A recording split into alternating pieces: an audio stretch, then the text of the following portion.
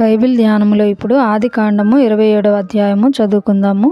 ఇస్సాకు వృద్ధుడై అతని కన్నులకు మందదృష్టి కలిగినప్పుడు అతడు తన పెద్ద కుమారుడైన ఏశావుతో, నా కుమారుడా అని అతని పిలువగా, అతడు చిత్తము నాయనా అని అతనితో ననెను. అప్పుడు ఇస్సాకు, ఇదిగో నేను వృద్ధుడను, నా మరణ దినము నాకు తెలియదు. కాబట్టి నీవు దయచేసి నీ ఆయుధములైన నీ అంబుల పొదిని, నీ విల్లును తీసుకుని అడవికి పోయి నా కొరకు వేటాడి మాంసము తెమ్ము. నేను చావక మునుపు నిన్ను నేను ఆశీర్వదించున్నట్లు నాకిష్టమైన రుచిగల భోజ్యములను సిద్ధపరచి నేను తినుటకై నా యొద్దకు తెమ్మని చెప్పెను. ఇస్సాకు తన కుమారుడగు ఏశావుతో ఇట్లు చెప్పుచుండగా రెబెకా వినుచుండెను. ఏశావు వేటాడి మాంసము తెచ్చుటకు అడవికి వెళ్ళెను. అప్పుడు రెబెకా తన కుమారుడగు యాకోబును చూచి, ఇదిగో నీ తండ్రి నీ అన్నయ్య అయిన ఏశావుతో మృతి పొందక మునుపు నేను తిని యెహోవా సన్నిధిని నిన్ను ఆశీర్వదించున్నట్లు నా కొరకు మాంసము తెచ్చి నాకు రుచిగల భోజ్యములను సిద్ధపరచుమని చెప్పగా వింటిని. కాబట్టి నా కుమారుడా, నా మాట విని నేను నీకు ఆజ్ఞాపించినట్టు చేయుము. నీవు మందకు వెళ్ళి 2 మంచి మేకపిల్లలను అక్కడ నుండి నా యొద్దకు తెమ్ము. వాటితో నీ తండ్రికి ఇష్టమైన రుచిగల భోజ్యములను అతనికి చేసేదను. నీ తండ్రి మృతి పొందక ముందు అతడు వాటిని తిని నిన్ను ఆశీర్వదించున్నట్లు నీవు వాటిని నీ తండ్రి యొద్దకు తీసుకొని పోవలెననెను. అందుకు యాకోబు, నా సహోదరుడైన ఏశావు రోమము గలవాడు, నేను నున్నని వాడను గదా. ఒకవేళ నా తండ్రి నన్ను తడవి చూచును, అప్పుడు నేను అతని దృష్టికి వంచకుడునుగా తోచిన ఎడల నా మీదికి శాపమే గాని ఆశీర్వాదము తెచ్చుకొననని చెప్పెను. అయినను అతని తల్లి, నా కుమారుడా, ఆ శాపము నా మీదికి వచ్చునుగాక.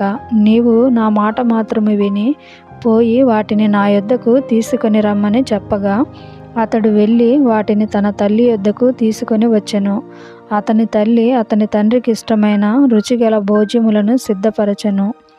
మరియు తన జ్యేష్ఠ కుమారుడగు ఏశావునకు సొగసైన వస్త్రములు ఇంట తన యొద్ద నుండెను గనుక రెబెకా వాటిని తీసి తన చిన్న కుమారుడగు యాకోబునకు తొడిగించి ఆ మేకపిల్లల చర్మములతో అతని చేతులను అతని మెడ మీద నునుపు భాగమును కప్పి తాను సిద్ధపరిచిన రుచిగల భోజ్యములను రొట్టెను తన కుమారుడగు యాకోబు చేతికి ఇయ్యగా అతడు తన తండ్రి యొద్దకు వచ్చి, నా తండ్రి అని పిలువగా అతడు, ఏమి నా కుమారుడా, నీవెవరవని అడిగెను.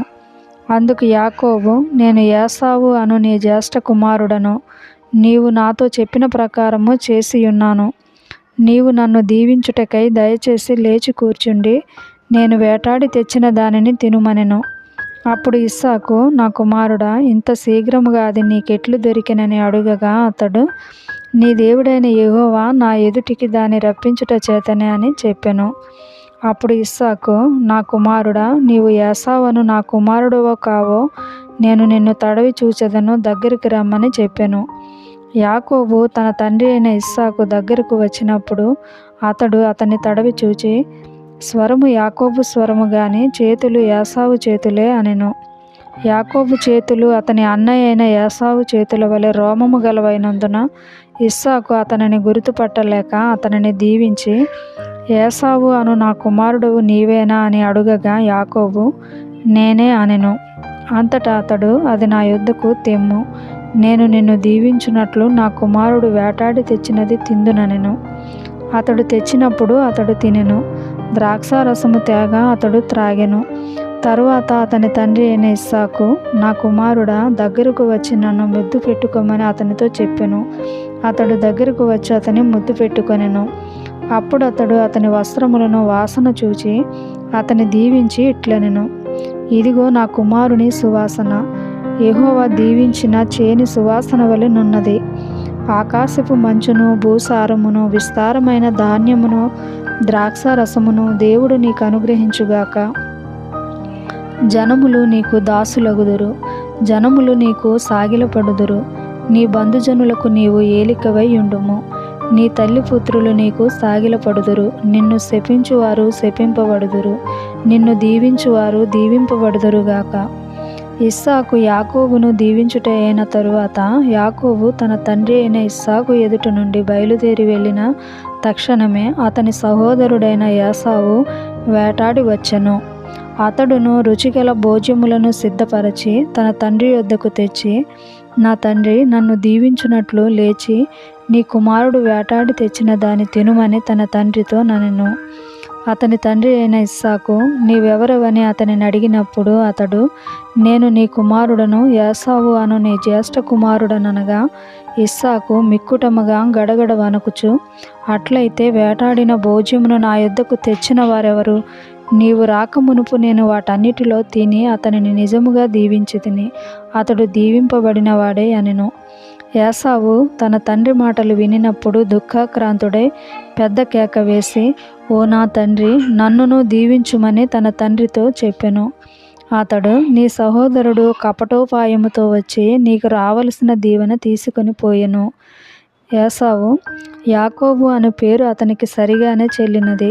అతడు నన్ను ఈ 2 మారులు మోసపుచ్చెను, నా జ్యేష్ఠత్వము తీసుకొనెను.